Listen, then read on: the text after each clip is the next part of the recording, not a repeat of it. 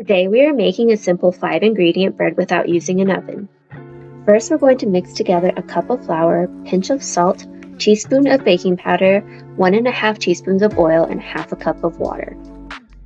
Stir until a ball of dough forms.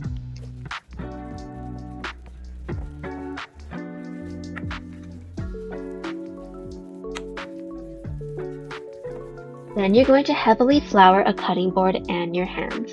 I like to use a cutting board to make cleanup a little bit easier. Your hands will probably still get a little bit sticky. Knead 15 to 20 times to develop the gluten.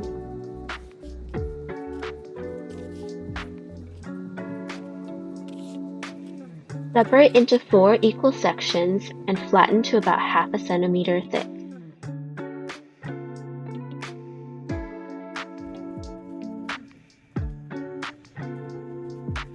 Heat some oil in a frying pan on medium heat and drop a small piece of batter into the oil.